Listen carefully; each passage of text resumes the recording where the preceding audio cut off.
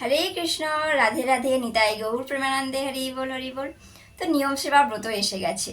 তো আপনারা তো আগের ভিডিও থেকে দেখেছেন যে কিভাবে নিয়ম সেবার ব্রত আমরা করব, আরও অনেক ভিডিও আপনারা দেখেছেন। তো এই বছর 2024-এ আমরা শুরু করছি, কবে থেকে তার ডেটও আপনারা দিয়ে দিয়েছি। তো তবু আমরা বলে দিচ্ছি যে আমরা যেভাবে করব, কোজাগরী লক্ষ্মী পূর্ণিমা থেকে করতে পারি আর রাস পূর্ণিমা পর্যন্ত, উত্থান একাদশী পর্যন্ত করতে পারি, অর্থাৎ পাপাঙ্কুশ একাদশী থেকে উত্থান একাদশী পর্যন্ত। আবার কোনো ভক্ত চাইলে পুরো কার্তিক মাসটা করতে পারে। তো এবারে আজকে আমরা এই ভিডিও থেকে জানবো কার্তিক দামোদর ব্রতেতে আমরা কি করব আর কি করব না। তারপরে পরে আরও অন্যান্য ভিডিও আসবে যে কিভাবে সেবা করব, কি কি খাওয়া যাবে কি খাওয়া যাবে না, পর ভিডিও আপনারা পেয়ে যাবেন। তো আজকে শুধু আমরা এই ভিডিও থেকে জানবো কি করব কি করব না, যে যে কাজগুলো আমাদেরকে মাথায় রাখ। এই যে আমরা 12টা মাস দেখছি, 12টা মাসের মধ্যে ভগবানের 3টে মাস অতি প্রিয় হয়ে থাকে। আমরা সবাই জানি বৈশাখ মাস, মাঘ মাস আর এই দামোদর মাস। এই 3 মাস ভগবানের অতি প্রিয় হয়ে থাকে। তার মধ্যে সর্বশ্রেষ্ঠ মাস হলো এই দামোদর মাস বা কার্তিক মাস। এই মাসে ভগবান অজস্র লীলা করেছেন।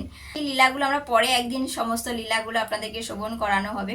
তো আজকে শুধু জানবো এই ব্রততে আমরা কি করব কি করব না। তো ফার্স্ট হলো এই পুরো মাসটা আমরা নিরামিষ আহার করব, যে আমরা প্রসাদ ভোজি হতে হবে। দ্বিতীয়ত করতে হবে না আমরা পরচর্চা পরনিন্দা করব না। এই পুরো ব্রত মাসটাই আমাদের মাথায় রাখতে হবে আমরা শুধু ভগবানের লীলা শ্রবণ করব, ভগবানের অধিক হরিনাম করব, কিন্তু আমরা পরচর্চা পরনিন্দা করব না। 4 নম্বর যে মৈথুন করা যাবে না বা সহবাস করা যাবে না। 5 নম্বর হলো যে আমরা কোনোভাবেই আমরা ভগবানের থেকে বা ভগবানের সেবা থেকে দূরে যাব না। ভগবানের সেবাটাই আমাদের প্রধান, ভগবানের সেবা থেকে আমরা দূরে যাব না। যে সমস্ত ভক্তরা অনেকে রয়েছে নেশা করে, ধূমপান করে, অন্যান্য নেশা রয়েছে, সেই বাজে নেশাগুলোকে বর্জন করতে হবে এই মাসে।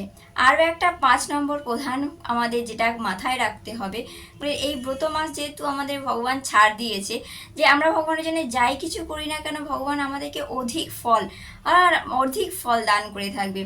তো সেই জন্য আমরা এমন কোনো কাজ করব না যাতে আমার জন্য আমার ভগবানকে কেউ কথা শোনায়। তো আমাদের আচরণ সবসময় ঠিক রাখতে হবে, এটাই হলো মন কথা। আমরা এমন কোনো আচরণ করব না যাতে আমাদের ভজনের পথে বাধা হয়ে দাঁড়ায়। এবারে আমরা কি কি করব। আমরা শাস্ত্র থেকে জানতে পেরেছি যে এই ব্রত মাসে ভগবানকে আমরা যদি সেবা করতে পারি তার অজস্র যেমন ফল লাভ রয়েছে, তার সাথে সাথে আমরা ভগবানের কৃপা পেতে পারবো। 1 নম্বর আমাদের ব্রহ্ম মুহূর্তে ঘুম থেকে উঠে স্নান করতে হবে। স্নান সেরে কি করতে হবে, মঙ্গল আরতি করতে হবে। ভগবানকে ঘিত প্রদীপ দ্বারা আমরা ভগবানকে আরতি করব।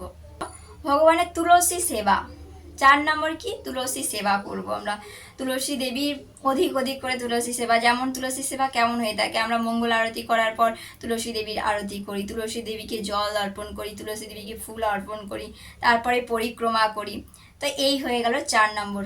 5 নম্বর কি করব, এই সময় আমরা অধিক আমাদের সবসময় উচিত ভগবানের পাঠ কীর্তনের সঙ্গে মেতে থাকা। তবুও আমরা চেষ্টা করব, বিশেষ করে এই মাসে যারা কোনো মাসেই করতে পারে না, যে অনেকেই বলে থাকে যে আমার সময় নেই, করতে পারে না, তবু যদি এই মাসে তারা চায় করতে পারে যে অধিক হরিনাম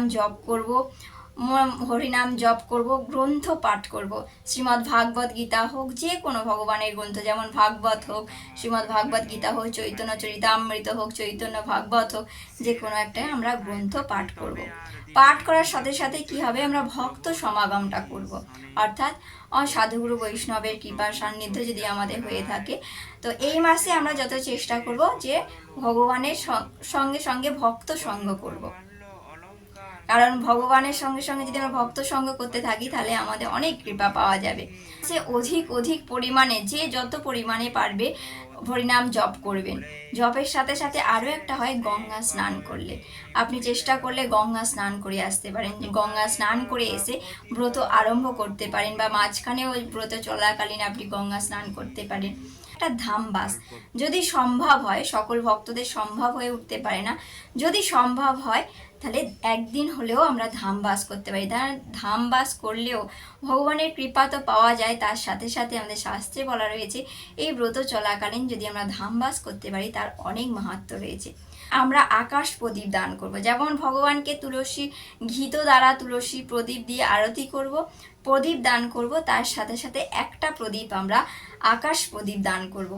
তো এর পরের ভিডিও আপনারা পাবেন যে আকাশ প্রদীপ দান করার মন্ত্র রয়েছে, সেই মন্ত্র দিয়ে আমরা আকাশ প্রদীপ দান করব, ভগবানকে প্রদীপ দান করব। তো অবশ্যই আপনারা আমাদের সাথে থাকুন, পুরো ভিডিওগুলো দেখতে পাবেন যে কিভাবে আকাশ প্রদীপ দান করতে হয়। এর আগের ভিডিও রয়েছে, সব ডেসক্রিপশন বক্সে দিয়ে দেবো, মানে আই বাটনে দিয়ে দেবো, আপনারা সেখান থেকেও দেখে নিতে। তো এই যে কার্তিক দামোদর মাসের মাহাত্ম্য নিয়েও একদিন আমরা আলোচনা করব বা একদিন আমরা শ্রবণ করব যে শাস্ত্রে কি বলা হয়েছে এই কার্তিক দামোদর মাসে ভগবান কি কি লীলা করছে, সমস্ত মাহাত্ম্য আমরা অন্য একদিন শ্রবণ করব। তো আজকের সাধারণত আমরা এই ভিডিও থেকে জানলাম কি কি করব, কি কি করব না। তো আসুন সুন্দর করে আমরা সবাই আনন্দের সঙ্গে, সকল ভক্তরা তো এই দিনের মানে আমাদের সবসময় আনন্দ ভগবানকে নিয়ে করা উচিত, কারণ সবসময় আমাদের পাঠ কীর্তন নিত্য কীর্তনের মধ্যে মেতে থাকা দরকার। তো তবুও যে সমস্ত ভক্তরা সময় বলে যে সময় পায় না বা কাজের জন্য পারছে না, সেই সমস্ত ভক্তরাও যদি এই দিনগুলোতে অর্থাৎ এই দামোদর ব্রততে ভগবানের জন্য একটু সেবা করতে পারে, তাহলে খুব খুব খুব কৃপা লাভ করতে পারবেন। ভগবান তাকে অধিক কৃপা লাভ করে তাকে পরবর্তী দিনের সেবা করার সুযোগ করে দেবেন। তো এই যে কাজগুলো বললাম এগুলো আমরা করব, আর এই কাজগুলো আমরা করব না। ভগবানের সাথে সাথে আমরা তুলসী মহারানীর সেবা অধিক পরিমাণে করতে থাকবো পারবেন।